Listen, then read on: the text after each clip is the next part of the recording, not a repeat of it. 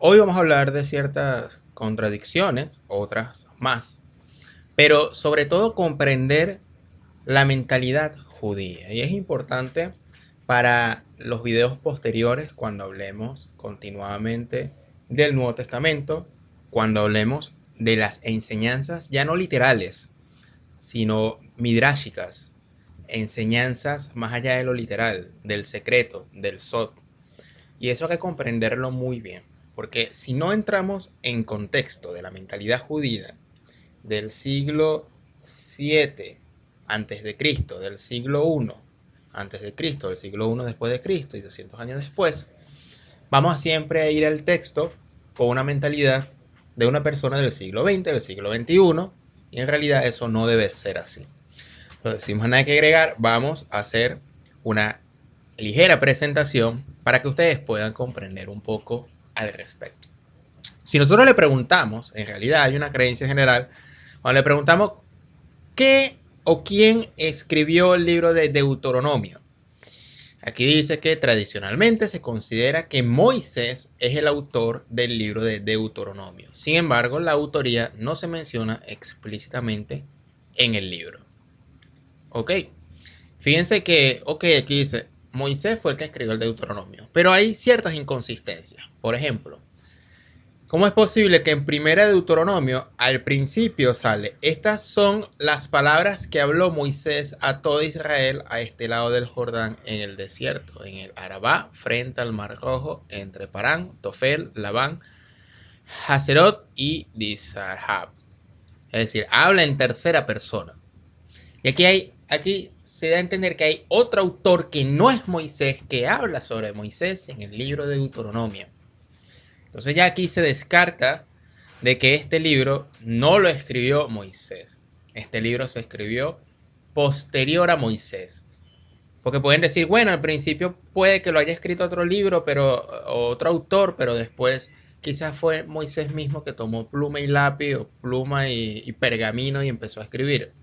En realidad no, porque cuando vamos a Deuteronomio, en este caso 34, se habla de la muerte de Moisés. En el verso 5 dice: y allí murió Moisés, siervo del Señor, en la tierra de Moab, conforme a la palabra del Señor, y él lo enterró en el valle y en la tierra de Moab, etc. Se habla del entierro de Moisés.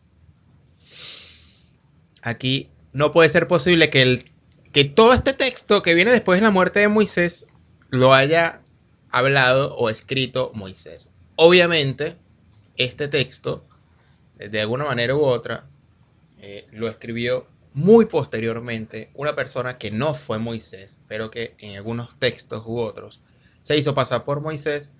Recordemos que, aunque aquí no tiene el nombre de Deuteronomio Moisés, aunque se le acredita su nombre, en otros libros, autores que no fueron los originales tomaron prestados, copiados el nombre de un autor famoso, de un profeta famoso, y se lo adjudicaron a él.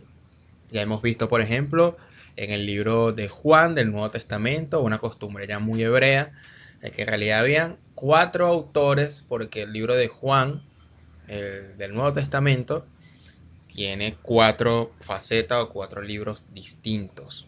Y eso lo mostramos en el video anterior. Entonces, bueno, esa es una particularidad de cómo se puede desmontar una creencia simplemente leyendo la Torah, ¿no? Seguimos. Vamos a ver, ahora preguntamos cuántos Isaías hay y cuáles fueron sus fechas. Porque se tiene, no, el libro de Isaías.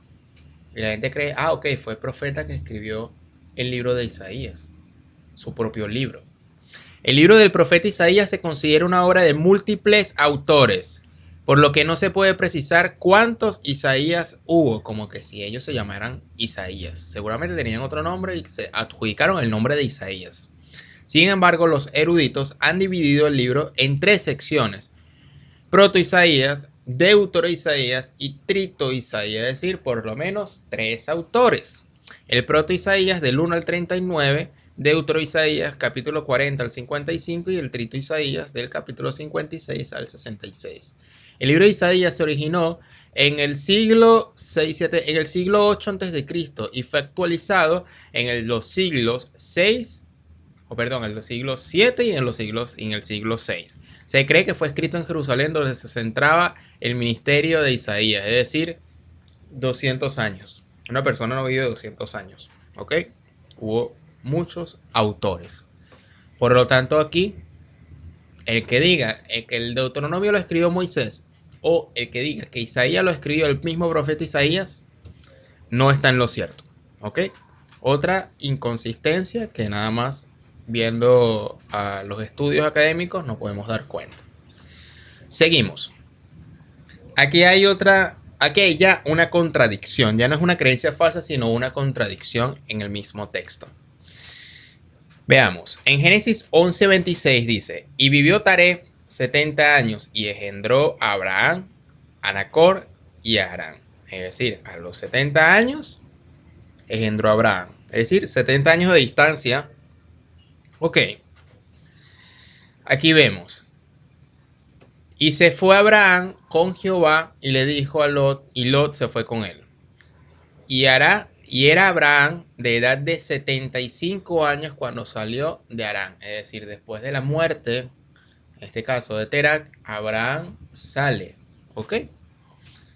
Denlo ahí. Salió a los 75 años. Pero curiosamente, Terac o Taré, según la traducción, en Génesis 11:27, los días de Taré fueron 205 años y murió Taré en Harán. ¿Ok? ¿Por qué traigo esto a colación? Porque aquí hay una contradicción. Vamos a ver el resumen. Génesis 11:26 dice que Taré tenía 70 años cuando engendró a Abraham. Génesis 12:4, y era Abraham de edad de 70 años o 75 en esta oportunidad cuando salió de Harán. Génesis 11:27-32, Taré murió a los 205 años en la ciudad de Harán. ¿Ok? Estamos hablando de la misma ciudad. Abraham sale luego de la muerte de su padre. Por lo tanto, su padre le tenía 70 años de ventaja porque le engendró a los 70 años. Por lo tanto, si murió a los 205 años y luego Abraham sale de Harán, hacemos la resta. 205 menos los 70 años de ventaja dan 135 años y no 75 como lo dice Génesis 12:4. Hay 60 años de diferencia de lo que dice el texto y de lo que dice Génesis cuando muere a los 205 años el padre de Abraham. ¿Cómo resuelven esta contradicción? Usando algo llamado el Midrash, la interpretación. Y aquí vuelven, aquí comienzan los, entre comillas, problemas de cuales hace crítica, por ejemplo, Mauro Biglino, a la hora que él opta una postura de no interpretar, porque cuando interpretamos ya nos salimos del texto, omitimos las contradicciones y tratamos de hacer conciliaciones en las aparentes contradicciones. Pero esta es una contradicción, ¿ok? Entonces vamos aquí y gracias a un documental que les voy a poner al final, se llama State Campbell, un rabino llamado Jacob Kulit dice: la segunda jornada de Abraham tuvo lugar cuando tenía 70 años de edad. Dios le había dicho para que retornara a Harán para visitar a su padre y el resto de la familia milagrosamente. El espacio fue comprimido de tal manera que pudo hacer el viaje en un tiempo extremadamente corto. Abraham estuvo en Harán 5 años, entonces cuando tenía 75 años, Dios se le reveló de nuevo diciéndole que era el tiempo para dejar su casa, su tierra y su familia. Abraham fue instruido por Dios para bendecirlos toda vez que nunca más se volverían a ver. Y por eso está escrito, Abraham tenía 75 años cuando dejó Harán. Fíjense, el espacio fue comprimido de tal manera que pudo hacer el viaje en un tiempo extremadamente corto. Es como que, no sé, como que hizo un viaje en el tiempo o algo así por el estilo y el tiempo y el espacio se achicaron. Y por lo tanto, esos 135 años de Abraham en realidad se vuelven 75. Es que el mismo texto es bastante complicado de entenderlo. Pero es un intento de achicar, conciliar las contradicciones. Cuando el texto dice algo literalmente y cuando ven y se da cuenta de que vaya, hay 60 años de diferencia entre lo que dice un texto del Génesis y lo que dice otro, por una simple resta matemática, entonces empieza a, bueno, en realidad eso quiere decir, el texto realmente quiso decir que se achicó el tiempo y todo lo demás, y saltos de espacio y tiempo y todo lo demás para que le diera tiempo a Abraham y tal y qué sé yo. Ok, si nos vamos a una mentalidad judía, ¿verdad? Si nos vamos a una mentalidad judía, esto es distinto. Porque si atacamos esto con una mentalidad científica del siglo XXI, simplemente vamos a decir, ¿para qué le sacas interpretación si hay una gran contradicción en lo textual? Cualquier tipo de forma de congeniar el texto y hacerlo ver como que es natural va a ser inadmisible, porque hay una contradicción en el mismo texto. Ok, vamos a ir ahora al concepto de Midrash y Sod. Es importante que tengan en cuenta estos dos conceptos. Vamos a ir a Midrash. Midrash es un método de interpretación de la Torá que se utiliza para comprender la ley judía. También se refiere a la recopilación de interpretaciones bíblicas judías. Midrash proviene del hebreo, del verbo hebreo darash, que significa recurrir a, buscar, buscar con cuidado, indagar, exigir. Es decir, no se conforma con lo que leen, sino que van a buscar algo más allá de lo que leen. Es decir, la enseñanza. Característica: el Midrash busca respuestas a preguntas religiosas. Reconcilia contradicciones bíblicas, lo que estábamos marcando ahorita. Establece las bases bíblicas de nuevas leyes. Enriquecimiento del contenido bíblico con un nuevo significado, es decir, con una nueva interpretación. Crea nuevas narrativas conectando las nuevas realidades judías con el texto bíblico. ¿Ok?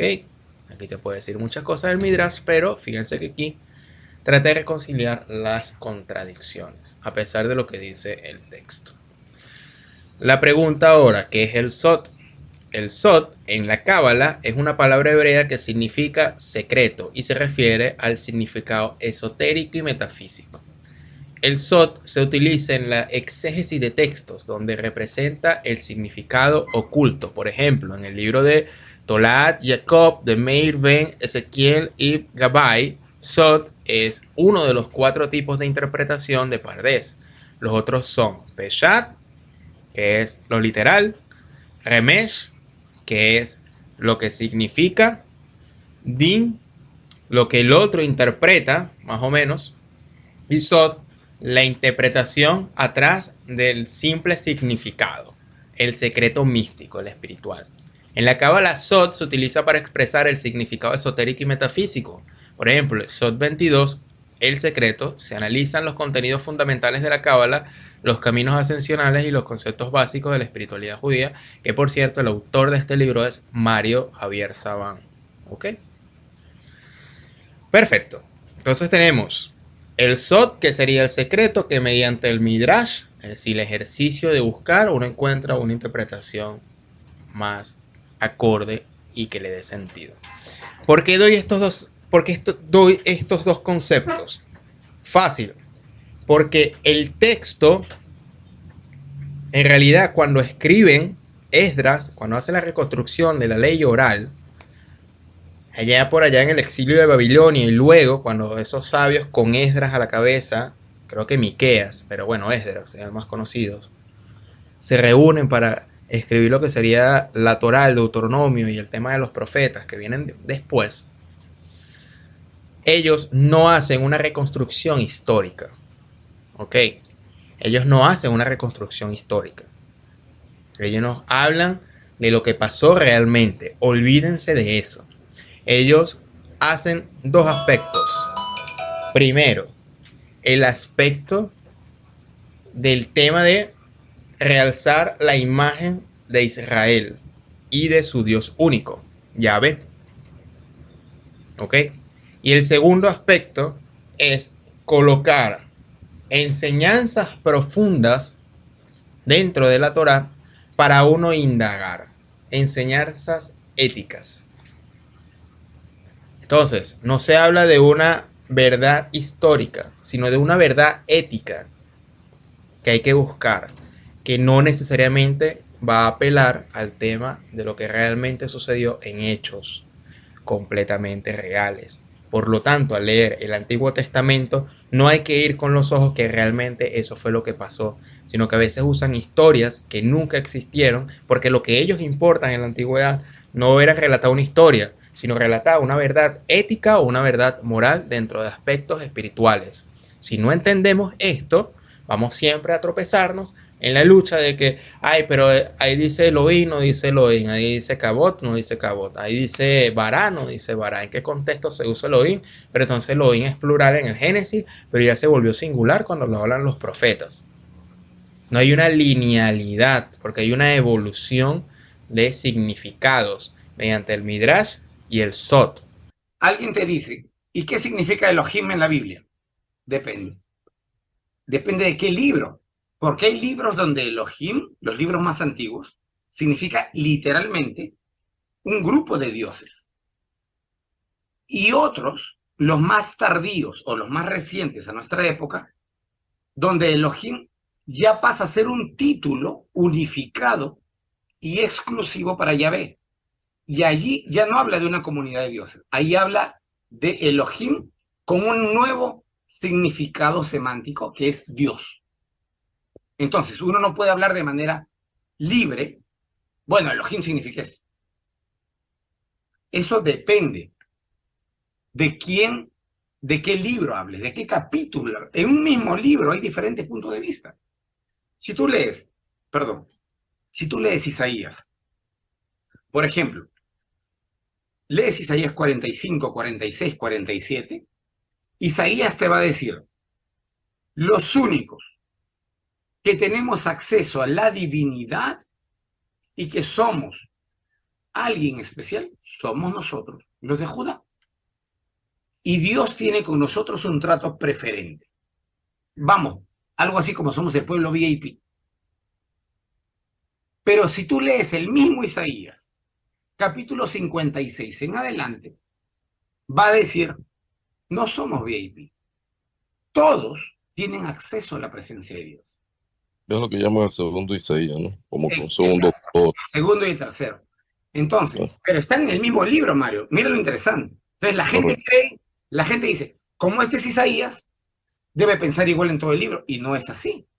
Entonces, el tercer Isaías, del capítulo 56 en adelante, nos va a decir que todos tienen acceso a la presencia de Dios, las mujeres, los gays, los mutilados, los extranjeros, los esclavos.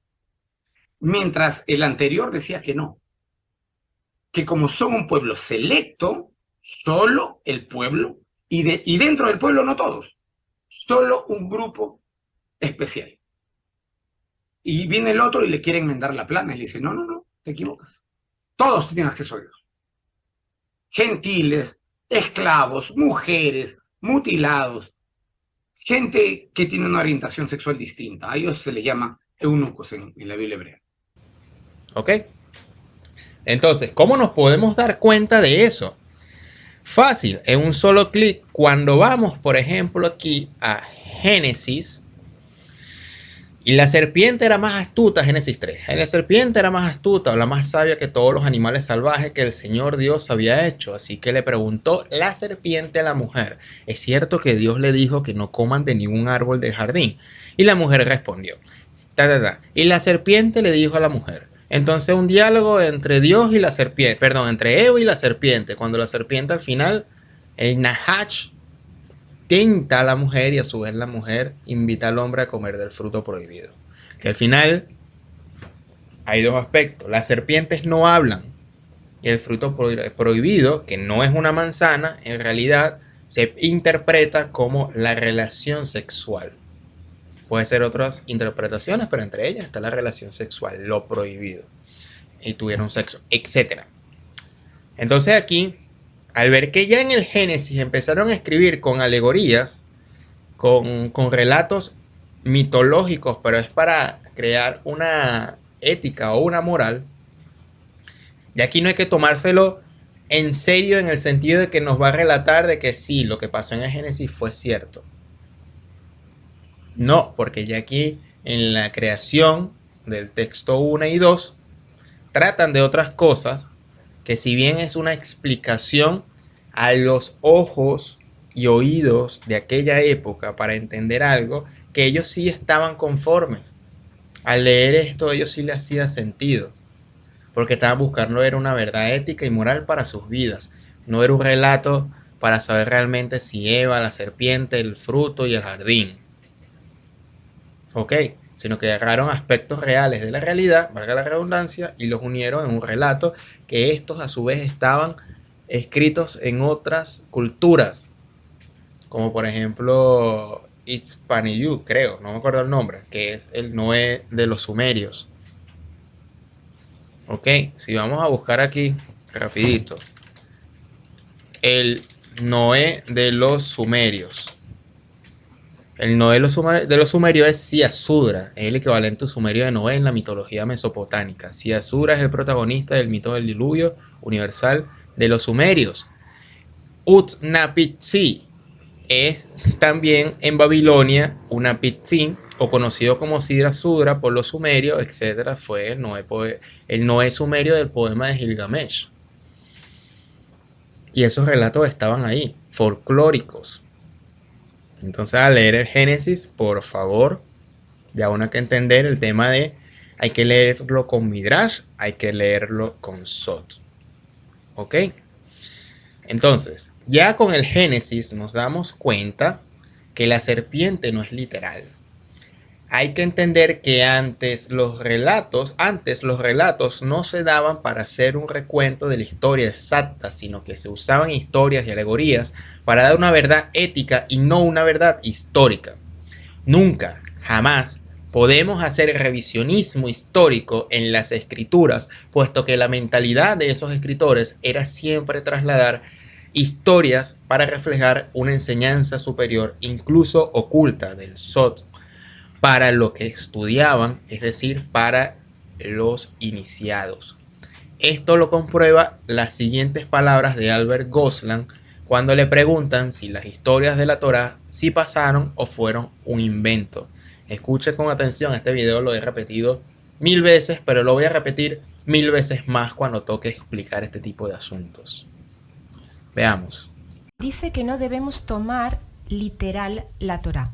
Entonces, históricamente, ¿pasó o no pasó lo que cuenta la Torá? Por ejemplo, ¿cómo Moshe nunca mató al egipcio o si lo mató? Pinjas no mató a la mujer pagana, David no mató a Goliat. Gracias por su respuesta. Los patriarcas existieron, pero la Torá es un mensaje que viene del cielo. Y el mensaje que viene del cielo viene codificado y vestido de historias.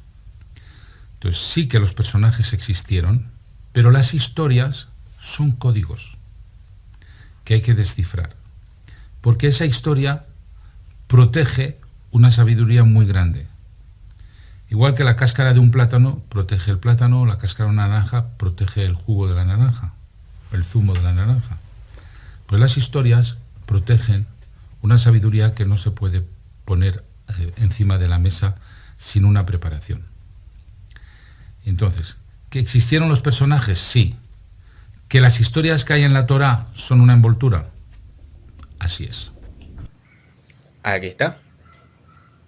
Se dan cuenta, es decir, ya el judaísmo, los rabinos, desde hace 2000 años atrás, 3000 años atrás, sabían que las historias son verdades éticas, no son verdades históricas. Y al sol de hoy seguimos luchando del hecho de que si el Génesis pasó, que si Moisés abrió el mar en dos, y eso es imposible, o si no es imposible, o si Yahvé hizo el milagro, o el diluvio, si fue universal, o si fue nada más. Es decir, unas luchas que realmente en este contexto no vale la pena, porque las luchas para dar con la verdad de los hechos utilizando el texto bíblico no va a valer la pena, va a crear divisiones y va a crear más religiones, pretendiendo que va a ser esta nueva religión ahora sí la que va a llevar la mejor interpretación del texto, cuando en realidad hace mucho tiempo abandonaron el tema del revisionismo histórico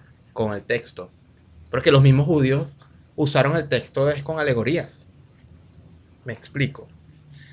Entonces, para ir finalizando, puedo ir compartiendo las últimas aseveraciones. Decir, hay errores en la Biblia, en el Viejo Testamento. Todo es falso, porque mira el Génesis. Hay serpiente, mira Moisés abrió el agua en dos. ¡Qué milagro! Los milagros así no existen. O eso no es así. Simplemente estaríamos aplicando, cuando hacemos este tipo de críticas, a una mentalidad científica de nuestro tiempo.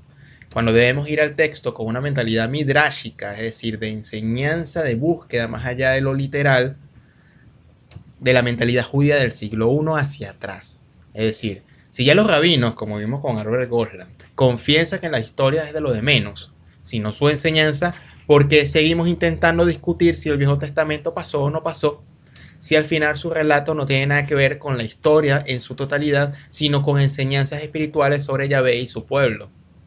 A esto se abre una gran crítica y discusión, porque al barajear todo esto al campo interpretativo, se vuelve más difícil para un estudioso científico querer abarcar el texto. Eso sí, si separamos el midrash, es decir, la búsqueda, o el sod, el secreto, estamos haciéndole un flaco servicio al lector para explicar todo esto.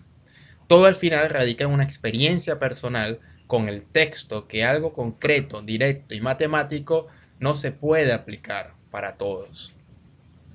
Es por eso que surgen las religiones, porque lamentablemente las religiones tratan de darle una explicación exacta y teológica, sin comprender que hay primero una tradición interpretativa que se debe saber antes de lanzarnos a creer, por ejemplo, cosas como el pecado original, cosas como el infierno, o que las serpientes hablan, o que los mares se abren en dos. Y los rabinos se burlan, en el buen sentido y quizás en el mal sentido, cuando ven a las religiones occidentales, cristianos, testigos de Jehová, etc., luchando por la verdad de estos textos, cuando los judíos ya saben que estos textos en la realidad fueron algo distinto. No, su propósito no es contar una historia real. Por ejemplo, vamos a ir a Mateo 18:7. Hay del mundo por los tropiezos, porque es necesario que vengan tropiezos. Pero hay de aquel hombre que quien viene el tropiezo. Por tanto, si tu mano o tu pie te es ocasión de caer, córtalo y échalo de ti. Mejor te es entrar en la vida cojo o manco, que teniendo 2 manos y 2 pies ser echado en el fuego eterno. Y si tu ojo te es ocasión de caer, sácalo y échalo de ti. Mejor te es entrar con un solo ojo en la vida, que teniendo 2 ojos a ser echados en el fuego del infierno, o el infierno del fuego. La pregunta es, ¿cómo sabemos si esto es literal o interpretativo? ¿Acaso nos incita literalmente a sacarnos un ojo o cortarnos una mano? El texto, al ser interpretativo, se refería a un mal hábito que nos lleve a la ruina, a la oscuridad, y no literalmente el acto de sacar el ojo o cortar una mano por miedo de ir al infierno. Por cierto, la palabra infierno es mal traducida de Sheol. Sheol es otra connotación hebrea que nada tiene que ver con el infierno que quieren hacer creer ahorita. Sheol es algo así como purgatorio, donde esperan las almas a ser purificadas, en el concepto hebreo. Puesto que infierno es una palabra primero griega, que es Hades, y después pasó al latín como inferno. Y eso nada tiene que ver con la mentalidad hebrea de aquel entonces. Así como pasó la palabra Lucifer, de la palabra Shahar, que era un dios el dios de la mañana, pero de los ugaríticos de Babilonia. Por la traducción usaron la palabra Eóforos, y ya ahí tiene que ser con otro dios de la mañana, pero de los griegos. Y ahí entra en tela de juicio, porque entonces después pasa la palabra Lucifer, Lucero, que ya es, digamos, el dios ya para los griegos y un contexto griego. Aunque los dos traten de representar en significado los mismos dioses, en historia es totalmente distinto. Y es un peligro hacer esa traspolación cultural de un personaje a otro. Hay que respetar los contextos de donde se están diciendo. ¿Me explico? Entonces, por ejemplo, ¿cómo saber si es literal o no es literal? Por ejemplo, aquí en el principio creó Dios los cielos y la tierra, en Génesis 1. Y la tierra estaba desordenada y vacía, y las tinieblas estaban sobre la faz del abismo, y el Espíritu de Dios se movía sobre la faz de las aguas. Se sabe científicamente que antes de la tierra existían ya las cosas. Se sabe que la palabra Dios aquí es Elohim, por lo menos en este contexto, es decir, poderosos. Se sabe aquí que cuando se habla de crear, se habla de crear a partir de algo, como un Dios alfarero, y no crear a partir de la nada. Se habla aquí que el Espíritu de Dios se movía sobre la faz de las aguas, pero aquí la palabra ruach, en este contexto, tiene que ver algo físico que se coloca en el espacio y que puede ser visible y que se mueve por los aires. Ya Mauro Biglino lanza más una interpretación o una lectura en lo literal que eso puede ser una nave. Y aquí en este primer texto, ¿ok? Entonces, ¿cómo saber qué es literal? ¿Cómo saber qué es interpretativo? Esa es la gran pregunta aquí. Y este video ha sido inspirado de los documentales de esta página tan importante para investigar el contexto hebreo fuera de un contexto religioso. Este video en especial se ha inspirado del video 2 y el documental número 3. Pero en realidad, como ustedes pueden ver aquí, hay 34 documentales con grandes extensiones de explicación si usted quiere profundizar aún más los videos que yo hago en mi canal, y de aquí de alguna manera extraigo información para explicarlo de una manera más simple. Así que pueden ir al canal. Te voy a dejar esta lista de reproducción de este canal aquí abajo en la descripción para que puedas visitar y seguir investigando tus propias formas de abarcar los textos de la Biblia. Entonces, es importante tener en cuenta que más allá de la lucha de lo literal o lo interpretativo, si vamos al texto de la Biblia, no hay que sacar lo interpretativo.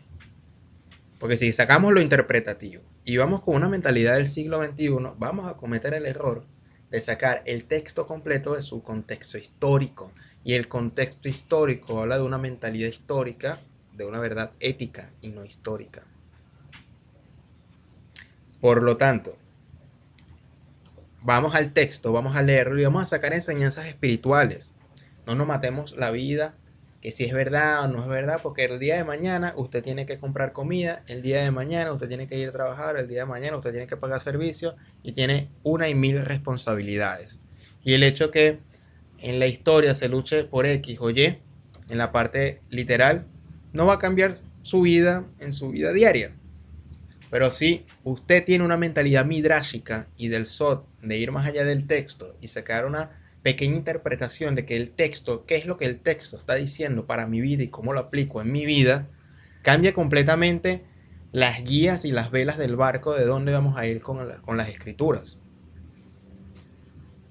Si ya usted desea dejar hasta la parte literal porque no cree en Dios, no cree en la espiritualidad, ese tipo de cosas, está bien. Pero si usted es una persona que le gusta la espiritualidad, le gusta el misterio, le gusta avanzar, le gusta la investigación, le invito a tomar esta postura más deportiva, pero a su vez sin dejar la seriedad, y que además el texto nos pueda aportar algo en nuestra vida. ¿No le parece eso con más sentido luego de lo que hemos explicado durante todos estos días, todas las mañanas aquí en Proyecto Orión? A causa de esto, te tengo un regalo. Yo el video pasado compartí un audio bastante interesante que a la gente le llamó la atención. Hoy voy a compartir otro audio que sí, son audios que reflejan las enseñanzas de Jesús y son de la fuente del libro Urantia. Pero te digo, no le prestes tanto atención de dónde salen esas palabras. Escucha, analiza y reflexiona las palabras que se dicen en sí. Y puedes dejarme en los comentarios qué opinas al respecto de estos mensajes finales que yo comparto. La idea es causar reflexión. Simplemente eso. La idea no es luchar y crear otra religión, etc. Y estos mensajes a nivel personal me gustan mucho. Así que voy a compartir este mensaje. Escucha atentamente, con reflexión. A ver qué te parece. Escúchalo. Sabes, amigo mío, que la mayoría de los seres humanos son como un niño perdido. Lloran de temor y sufren de pena la mayor parte del tiempo, sin ver que en verdad no están sino a corta distancia de la seguridad y de su salvación, así como un niño que al estar perdido estaba en realidad muy cerca de su casa. Los que conocen el camino de la verdad y disfrutan la seguridad de conocer a Dios, deberían considerar que es un privilegio para ellos y no un deber. Ofrecer orientación a sus semejantes en sus esfuerzos por encontrar las satisfacciones de la vida. ¿Acaso no es para vosotros una satisfacción sublime ayudar a este niño a volver donde su madre? Del mismo modo, los que conducen a los hombres a Dios experimentan la satisfacción suprema del servicio humano, pero en verdad te digo que esto no significa imponer nuestras palabras hacia otras personas. Hay muchos seres humanos que no están sedientos de verdad, no están insatisfechos consigo mismos, no están prestos a pedir ayuda, los ojos de su mente no están abiertos para recibir luz para el alma. Un hombre o una mujer puede no estar maduros para la cosecha de la salvación. Hay que darle más tiempo para que las pruebas y dificultades de la vida lo preparen para recibir la sabiduría y un conocimiento superior. O bien, si pudiéramos llevarle a vivir con nosotros, tal vez podríamos, mediante nuestra manera de vivir, mostrarle al Padre Celestial, y tal vez tanto lo atraería nuestra vida de hijos de Dios, que se vería obligado a preguntarnos acerca de nuestro Padre. No puedes revelar a Dios a los que no lo buscan. No se puede conducir al regocijo de la salvación a las almas que no quieren ser salvadas. Es necesario que la persona llegue a anhelar la verdad como resultado de las experiencias de la vida, o que desee conocer a Dios como resultado del contacto con la vida de los que han conocido al Padre Divino, antes de que otro ser humano pueda actuar como medio para conducir a ese mortal al Padre Celestial. Si conocemos a Dios, nuestra tarea verdadera en la tierra es vivir de modo tal que el Padre pueda revelarse en nuestra vida, y así todas las personas que buscan a Dios verán al Padre y pedirán nuestra ayuda para averiguar más acerca del Dios que de ese modo encuentra expresión en nuestra vida. ¿Qué te pareció el mensaje? Bastante interesante, ¿verdad? Si tú quieres escuchar más mensajes como estos, si te llama la atención, si te gustan, si quieres explorar más estas posibilidades de lectura, puedes ir en los comentarios de este video, que te voy a dar 2 carpetas. Una va a tener estos micros discursos que te he colocado aquí en este video, lo que acabas de escuchar, y otro, un regalo que vas a descubrir por ti mismo, que son 10 audios de apenas 30 segundos. Los descargas, los escuchas y sigue tu viaje personal a la espiritualidad, en este caso si te interesan estos temas. Y si no te interesa, si te aburre o si no crees en estas cosas, no lo descargues, simplemente pasas de largo, así. Entonces te dejo esos 2 regalos en los comentarios. Sin más nada que agregar, mi nombre es Simón Guardia, te invito a que te suscribas al canal si eres nuevo o nueva por aquí en el canal, y nos vemos en una próxima oportunidad aquí en Proyecto Orión. Hasta pronto.